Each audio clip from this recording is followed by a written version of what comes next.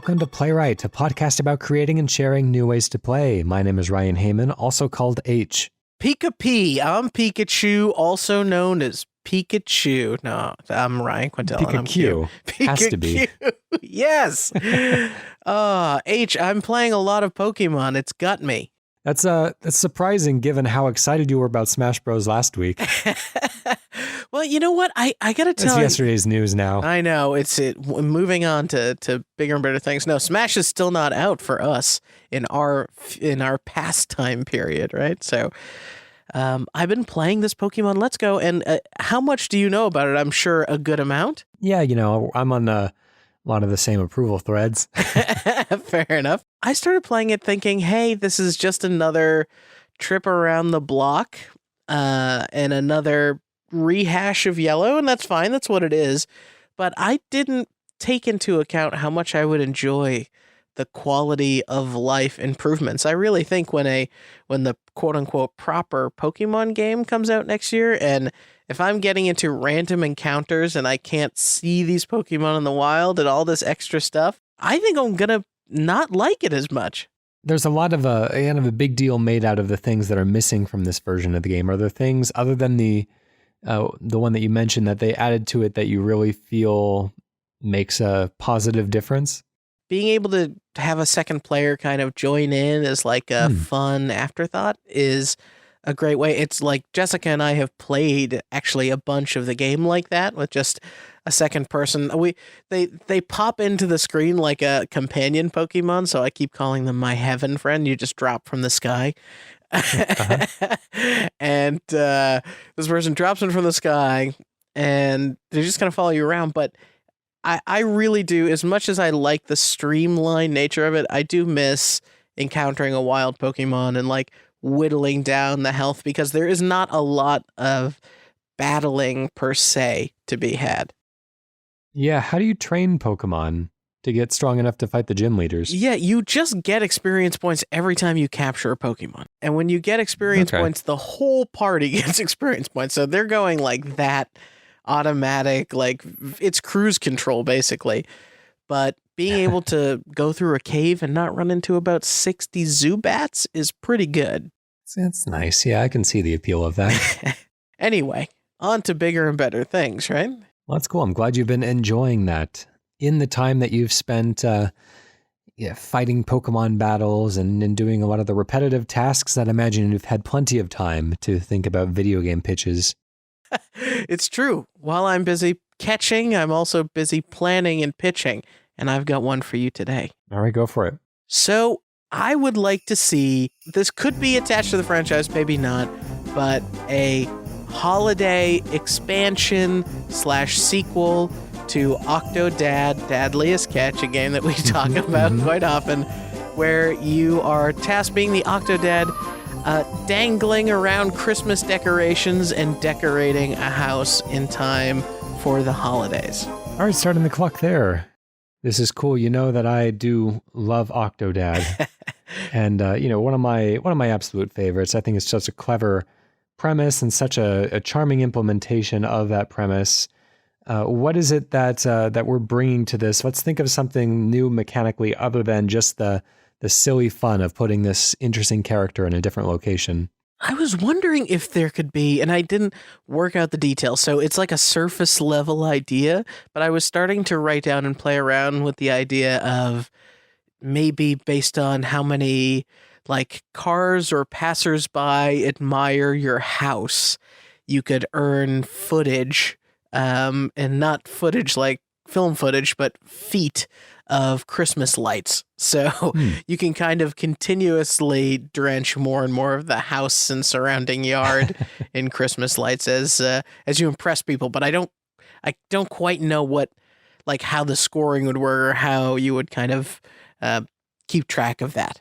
It kind of almost plays against the themes of the game where you're trying not to be seen in a lot of cases and draw attention away from yourself. That's fair. Maybe there's an aspect of setting up decorations to distract people, almost like in a stealth game. You can set up distractions as you try to sneak to another part of the house. Maybe you don't have your suit on or something, and you slept walked all the way to the other side of the house during a dinner party and now you have to get back to your room before anyone sees you. Yeah, I think maybe the Octodad takes on more of an elf on the shelf kind of role where you're put somewhere and people think that you're an inanimate object, but at night you can kind of do your holiday deeds and be a faux Octo Santa, if you will. You can almost have a situation where you have to play like a real Santa or like an actual elf and try to like gather intel about people that live in these different houses and try to determine what kind of presents they would like or something. I don't know. I'm just kind of spitballing. I don't know if I'm really in love with that idea. Yeah, I keep thinking to myself, okay, so what, like, obviously the fun physics of Octodad, I think it, like, I recently, we're renting a house now instead of an apartment, so there's suddenly bushes out front that I have to manage in, like, a backyard, and I bought those kind of net lights for Christmas, and putting those on is not the, like, smoothest feat you can imagine. It's certainly not as easy as catching a Pokemon, so I started putting these things on, and I was like, holy cow, I'm doing a lot of jostling around to get this thing to work. And I just imagined Octodad with his kind of crazy arms just trying to get a simple net light over a bush and how fun that would be. Okay. Yeah, so let's see. We have the floppy Octodad that's trying to perform these dexterous tasks. One of the things in Octodad is that there are certain jokes that it's prepared to set up because they know that you're going to mess things up. If you knock something over, people have a voiced reaction to it, and you kind of haha, you triggered the joke. Maybe there's more of a procedural element to the humor in this one, where as you are laying out the Christmas lights, they just kind of stick wherever they lay, and as you are trying to decorate your house, you kind of get one shot at it. It's going to end up looking like a bit of a mess afterwards. That's kind of cool. Maybe so you have to decorate the house. You get kind of one pass at it. It's like a single run or playthrough. Once the Christmas light string touches the wall, it sticks there, almost like Mount Your Friends. Just a sense of permanence and a sense of like leaving a trail of clumsiness behind you makes everything feel a little bit more permanent rather than... You could knock stuff down in the original the Octodad that everyone knows and plays. I like it. You're already thinking in sequel territory. The original Octodad. Well, because it wasn't the original Octodad. It was that was a student game. That was, anyways, long story. Like, let's say that we were going to do some sort of like system, because right when you accomplish tasks in Octodad, you get a very clear like you did it sort of mark. And I like the idea of potentially, I don't know if there's like requests. Maybe Octodad is working for like a Christmas light decorating service, and you're kind of just going around to houses in the neighborhood, and they all have different sort Christmas lighting, or Hanukkah, whatever the holiday is. I know that just sounded incredibly dismissive, but a lot of different holidays this time of year. Mm-hmm. These different families have different lighting requests, maybe also different, more complex houses, and they're like, oh, I've got, like they do with lawn gnomes, they're like, oh, I've got my Christmas nativity scene in the shed, or we've got our menorahs, down in the basement, and you kind of have to go around semi-inconspicuously to get these things all set up. It would be funny to have Octodad set up a nativity scene. I can imagine that going in all sorts of directions. Yeah, I feel like there's sacrilege that you can really easily get into, but maybe a generic version of the nativity scene, the holiday manger. Of course, the frequent manger scene that has no religious connotation whatsoever. Or is there fun to be had if you just did little vignettes where you have Octodad playing Santa at a mall, and he's trying to like get kids to stay in line, or he's trying to like put kids on trains and stuff, and then he has to go shopping for presents and trying not to break everything in the store. Yeah, or he actually has to get down, like he just straight up, you go full Santa and he has to deliver presents through chimneys in people's houses, but like he doesn't have a sleigh. He practically has to like get up on top of a house and get down chimneys or whatever kind of open thing he can manage. Oh, yeah, that feels very easy to imagine. Yeah, and so I know. It'd be nice to bring something else to it, but I mean, I do like that idea a lot. I would play the hell out of that. I know. I wish I had some another layer to it. That's why I was thinking about the like earning the Christmas lights or earning the decorations in some way. But what kind of things could you score? I feel like you can score how accurately you place things. Yeah, and how quickly you do it as well. It's kind of typical time trial stuff. Maybe you have to create all of the decorations that you use out of objects in the environment. Maybe you have to determine which presents go to which house based on the decorations around the homes. Oh, I also like the idea of having to get like a Christmas list from a kid and going to a store that doesn't quite have what they're looking for, Yeah. but just trying to have to like come close. And finding a way to maybe mix items together to get what you need. Yeah, absolutely. Like maybe finding an item, if they asked for a hammer, you find like a piece of ham just because it rhymes. And the children. I had a very different Christmas than you, H. The Christmas hammer was always on the list. Yeah, I like that. You get to fight back next time. That's right. I want to find Santa. I want to bop him over the head and get all the presents next year. Thinking ahead. We the annual Santa hunt was always a festival at our house. That's right, Santa clubbing. Let's call that one. Let's I don't know if we've got a final idea, but let's call it and let's give it a name. I guess Octodad probably still has to be in it because we didn't make it an Octodad game. Mm-hmm. Octodad. Here we go. Dadvent calendar. All right, you did it. I like Dadvent. Dadvent calendar is pretty good. Well, we got a new Octodad, and that is always fine by me. All right, so let's move into my pitch today. I'm not sure I have the full idea ironed out, but that's what we're here for. What I want to do is I want to introduce a karaoke game that is a res-like shooter controlled by singing. So you sing the right words to destroy the enemies, almost like a Typing of the Dead type situation. Have you ever played that on either the Dreamcast or PC? Very strange, but yes, I have.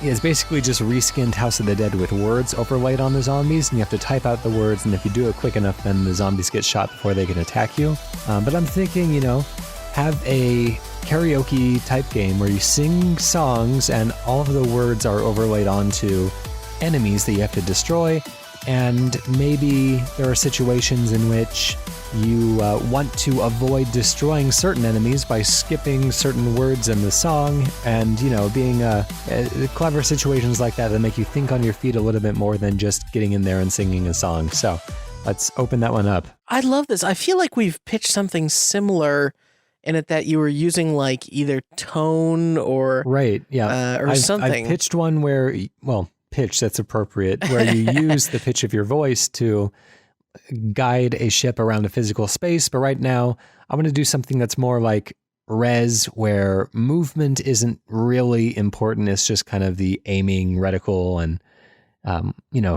different in function, but similar in form, maybe. I like the idea of, I don't know how you'd either need a training mode or like a regular karaoke mode to make this work potentially, but to have bad guys that are attached to words that are not in the song. Okay. And maybe right. And like, the same way of like, oh, well, if you say the word that's not in the song, you're going to take damage or something. Okay. Now, I think if people are doing karaoke and if they know the song reasonably well, I don't know if there is a temptation to sing words that aren't there. I like when those types of traps are sprung on you because you're doing something that you would naturally do that you're not supposed to do, rather than doing something that you wouldn't do anyways and are punished for doing. Yeah, if you had a very high quality, say, a Google or Alexa like ability to detect words, note that I'm not mentioning Siri in that. A Google or Alexa-like ability to detect words. I love the idea of putting words in there that are not correct but do rhyme potentially. So Yeah, you so have kind of some. like those common misheard lyrics. Yeah, that's right. So you can kind of like excuse gamify me that. while I kiss this guy. Yeah, exactly. What else could you do with a game like this? I'm trying to even think of House of the Dead and the way that they have the bad guys kind of pop out at you and you're not really in control of the camera. So what's cool about that is like you could not just do karaoke, but you could almost, I think, go one step beyond Rock Band here, because you don't need to necessarily animate a bunch of musicians strumming in time to the beat, where you could do sort of levels that are in the style of the music video of some of these songs. It'd be neat if it was a procedural to some extent, so that it could, generate levels based on pretty much any song, as long as the song had a karaoke file accompaniment to it. You could maybe choose whether you want the original lyrics to be there to help learn the song, or whether you could go straight karaoke and just have the instrumental backing you up and letting you kind of do your best at coming up with the, lyrics would be on screen, but knowing the tune is huge in karaoke. I wonder if you could get Rez-like feeling of not necessarily slurring words or something, but the ability to sort of target multiple foes at the same time. Mm-hmm. Or maybe that's just quicker parts of the song. Yeah, maybe kind of at the end of each line, every enemy that you've targeted, a little like blast goes out, kind of like Rez when you release the button. I'm thinking what I would really want to see is, like, I was just playing Rez Area X the other day again, and in VR. Yeah. And I really want like this to feel like transcendent in a way, where you're singing and you're really getting into it. And when you do, it just kind of like bursts into color and you're like rising through the dimensions and these kind of planes of being. It's like that magical feeling that Rez and Tetris Effect give you, you know? That feeling of absolute elation. I wonder if it's a matter of making sure that if you do this sort of, what's his name? Mizuguchi? Who's the creator? Yeah, something like that. Yeah, something like that. If you go his approach and make every time you destroy a bad guy and stuff kind of ring into the atmosphere of the song, you could find yourself like singing the same tones that are sort of exploding forth around you. And I think that would be a really like zen, satisfying feeling. Maybe there's alternate tones that you can hit. Maybe if there's like harmonies in the song or something, there are hidden enemies that if you destroy them, it can give you some sort of a special benefit. Almost like in Rock Band, I think Beatles Rock Band On, they did harmony vocals where you can choose, even if you're just singing by yourself, you can kind of choose one of 3 harmony lines to sing for any line that you're singing. And, you get bonus points if you find the ones that aren't immediately obvious. This, I feel like, lends itself to a very rare, if ever used thing, which is co-op VR. I love the idea of being in that. I mean, so much, at least I've only used PlayStation VR, but I've used a little bit of Oculus. It's so isolating. You've got a headset on, you've got headphones on. Usually, if somebody's sitting right next to you, you might not even be able to hear them, but that person having a Rock Band-esque microphone and having to sing a harmony that is like put through a filter and like piped into your headphones could be really cool and have that sort of trippy effect that those games can elicit. It would be ideal if you could do it across the internet without any latency, because, something that is a rhythm game would, especially if you are hearing what the opponents or co-op buddy is singing, would be important. But, it would be neat. There's a game that came out called Rival Megagun, which is a vertically scrolling shooter, but it's a 2-player vertically scrolling shooter separated by a divider down the middle. And essentially each player is playing a different shmup, vertically scrolling spaceship shooting upwards into the screen. And as you gain power-ups, you can kind of send missiles and weapons and stuff into your opponent's screen to try to destroy them. And if you power up fully, then you become a boss in their world. You kind of cross over the screens and you become a boss for them to fight. And so I like, that idea of that way of handling a versus environment where you're both kind of tackling a mostly individual task, trying to outdo each other and maybe sending distractions the other person's way. But, eventually at the end of the level, the person who's coming out ahead might, become a boss or become some sort of a grander presence that the other person still has a chance to overcome if they really are good at what they do. Wow, that's crazy. I wonder if there is like the ability to, because so much about karaoke is a little bit about the performance too. So I don't necessarily love standing VR games, but I do wonder if there's like a head bob or like while you're flying with Rez, kind of a dodge things with your head, even though that can be a little tiring. If it's done right, it can kind of have that Just Dance effect of making you feel like a Backstreet Boy for just one split second, right? Both the VR controllers and the helmet both have sensors on them to detect movement, and so you could do a subtle dancing type thing. I'm trying to think if Rock Band VR has anything. It does have a head banging modifier where if you kind of bob along with the music, then I think it gives you some sort of a multiplier to your score or something. Oh man. I'll have to check back on that. It's been a long time since I played Rock Band VR. I had no idea Rock Band VR was even a thing. That is like, yeah. VR is so geared to Rock Band that I feel like that's the thing. Is it like supported all the DLC and all the same stuff? No, unfortunately, it's a fairly limited. Actually, it's pretty significantly different than regular Rock Band in that it is the same controllers and the same experience, but you are first person as your guitar player. Of course, you're looking out right into the crowd. You can see them all looking back up at you, which is really cool. But instead of playing individual notes on a track as they rush at you like a regular Rock Band, you are instead kind of playing phrases and are able to kind of freely strum along. And there's not really any getting it wrong, but you can set up like combos of phrases, and sometimes it'll request certain phrases to be played. So you're more kind of playing rhythm guitar than you are playing lead guitar in Rock Band VR. I think we could bring in some instrumentation into this, because what does a lead singer always get in a band to do when the rest of the band is playing and they're taking a break? They play like tambourine or the maracas or something, some sort of rhythmic thing. And so many karaoke songs have this moment of like very long 8-bar awkward pause where you're standing there, you're not singing, you've had too much to drink.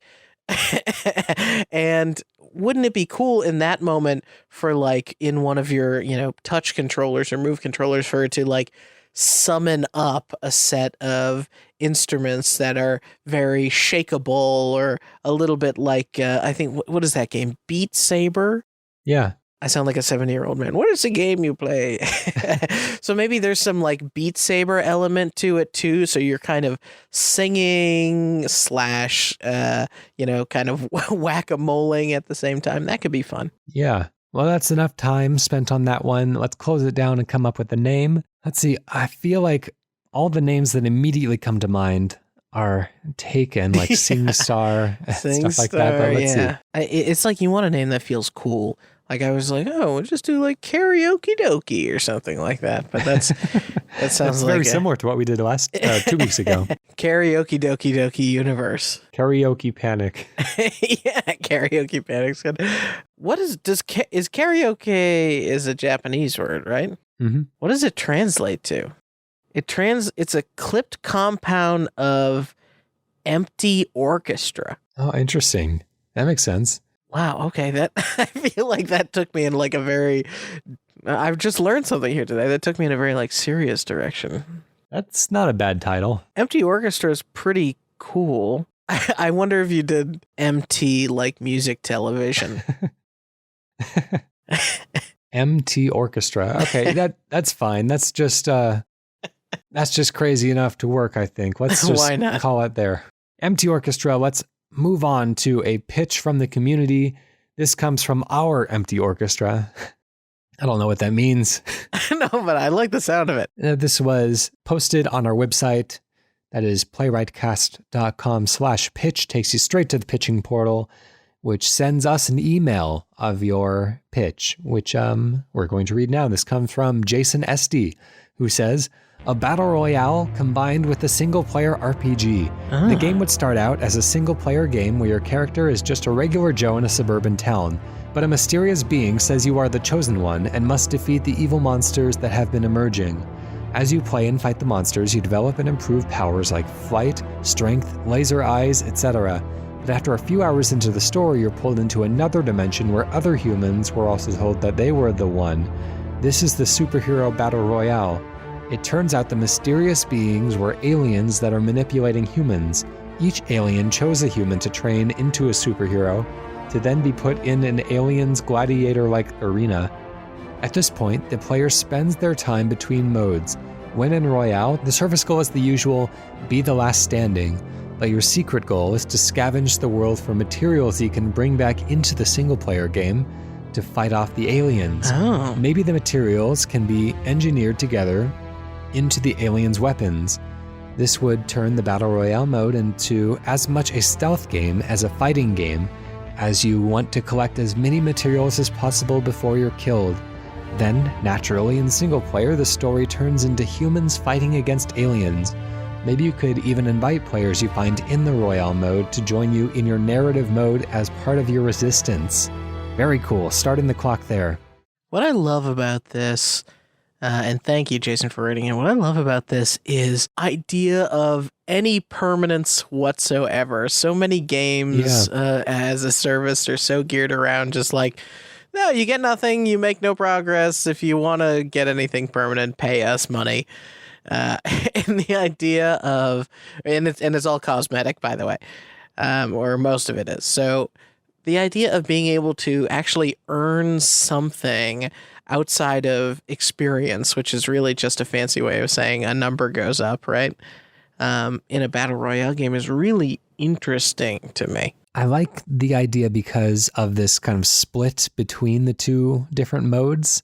You know, when you are dropped into the battle royale, you don't know whether the other players are there because they like the battle royale and they were just kind of waiting to come back here, or whether they also want to make single player progress in their game. So maybe you're in this kind of giant building. I'm thinking something that's a little bit more Dishonored than PUBG, where you are kind of climbing through vents and going through hallways and trying to outmaneuver people and basically just scavenging materials, trying to find, or even something like a Bloodborne Chalice dungeon or like a Skyrim dungeon or something that's, you know, where there's puzzles to solve and there's things to do. And then as soon as you run across somebody, you don't know whether you can ally with them or whether they just want to be the last one standing. You don't know whether you can trust them to be mutually beneficial and scavenge resources that can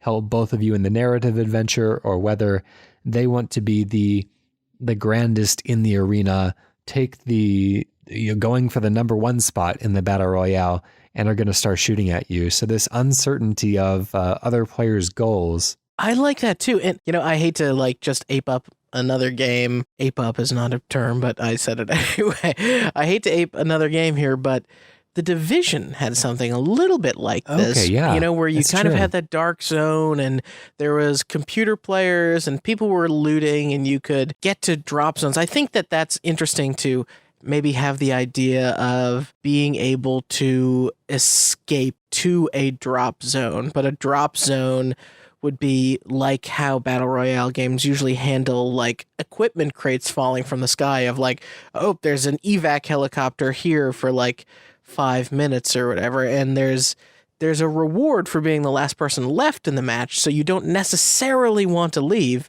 but if you get gunned down, maybe you lose the stuff that you were able to kind of almost make out with in the level. I mean, I feel like in a true battle royale setting, everyone except for one person dies. And so there's not like a lot of escaping, because if you were allowed to escape, it kind of lessens the victory that the person won. They were just the most patient instead of the greatest warrior. Maybe there are items that you need to hold on to for a certain amount of time before they fully materialize in your world. So once you pick something up, you have to survive for another 2 minutes. Or maybe there are certain items that you can pick up and take with you, and certain ones that you can only take with you if you are the victor. And so there's an extra incentive to be the last one standing. I like that. I also like the idea of, let's say you were going to do the evac thing or some way to kind of make out with the items that you picked up.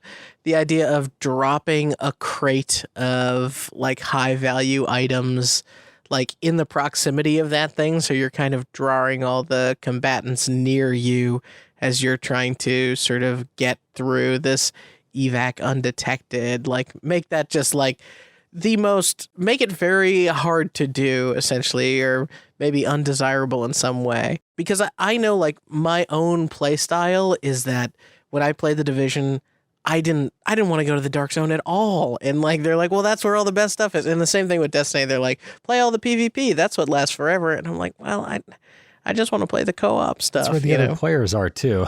I know, it's where all the other players are.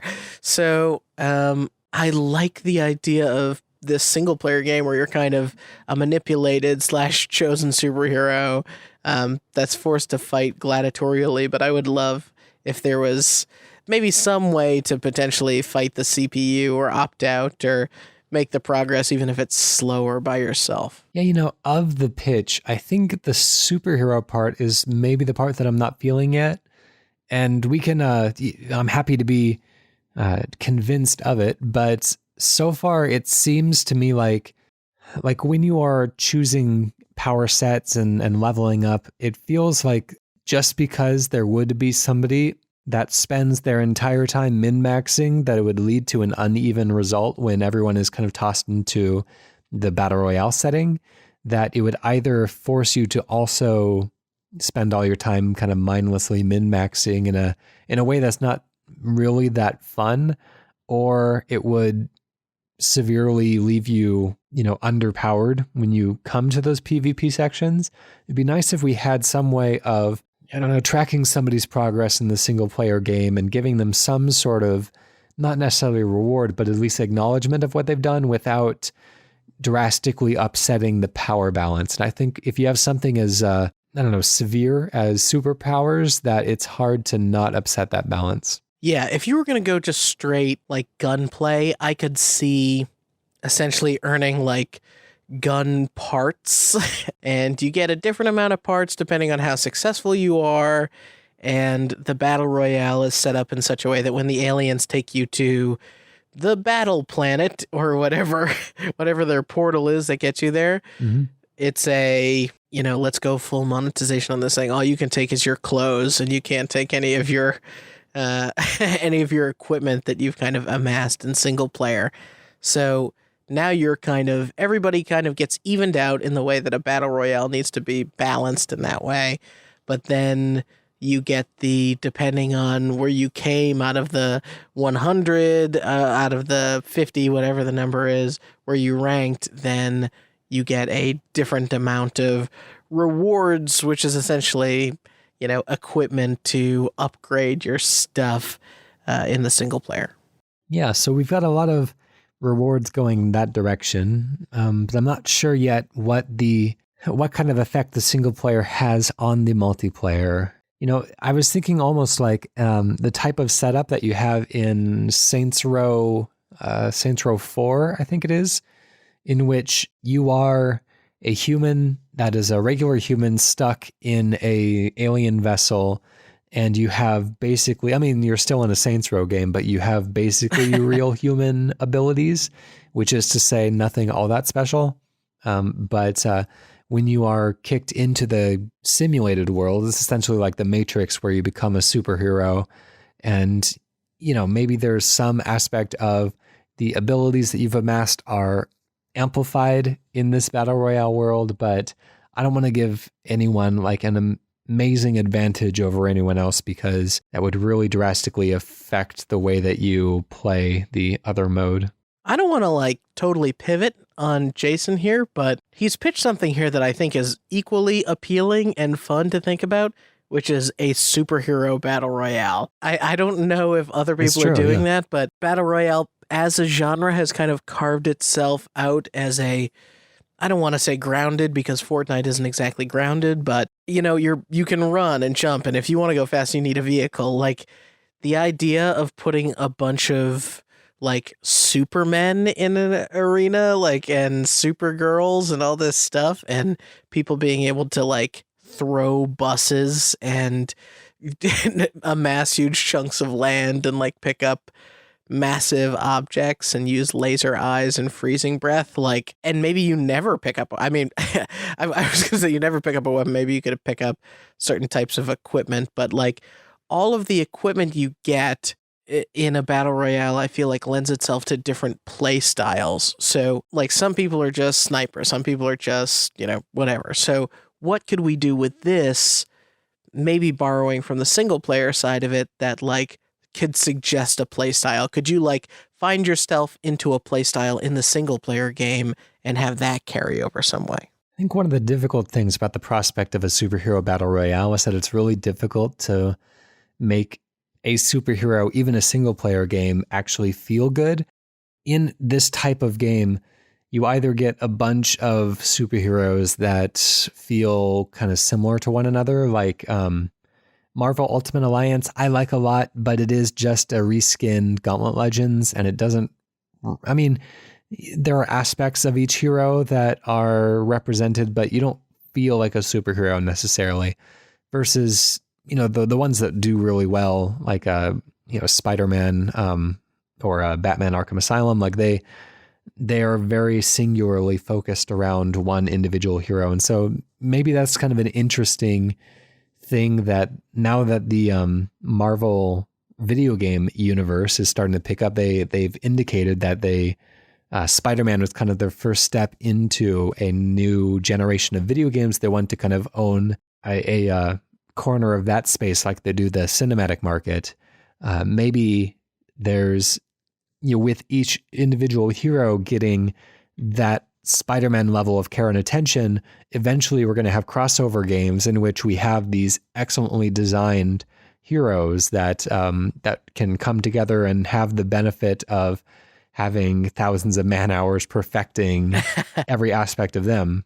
Yeah, every single one is just like, wow, this is literally a character from all these great games over the course of 20 years or whatever. Yeah, yeah. Last thought here is if you tweaked from superhero to, say, like the Iron Man equivalent of a superhero, where people have sort of bionic suits or something like that, the Anthem-esque version of this, I think it could also be fun to do a battle royale where you're kind of earning parts to like upgrade your suit. Yeah, that's true. Carries over into a single player game, and then when you're in battle royale, suits can be destroyed a la Titanfall, but like instead of earning kills to call down another Titan, you just need to find another rust bucket on the battlefield.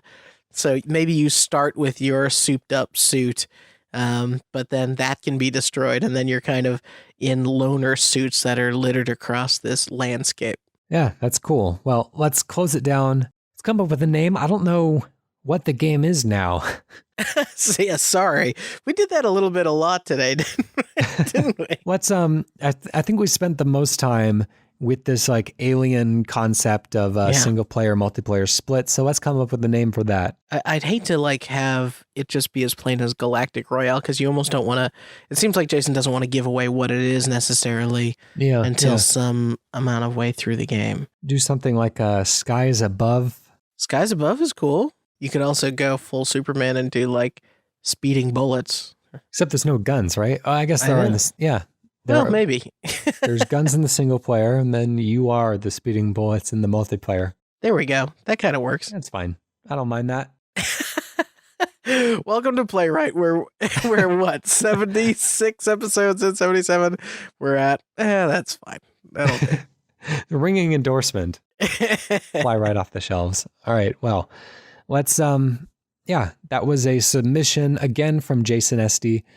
And if you would like to submit something to Playwright, you can email us, playwrightcast@gmail.com. You can go to our website, playwrightcast.com/pitch, or you can tweet us at playwrightcast. Special thank you to PROTODOME for the use of our theme song, Hello World, off the album Blue Noise. And let's close down today with a miniature pitch. Q, what are you going to leave us with? I'm going to give you a game where you're running a laundry, but it is a strategy game, turn-based format called Into the Bleach. I love it. That's a good one. All right. We'll see you next week. Bye.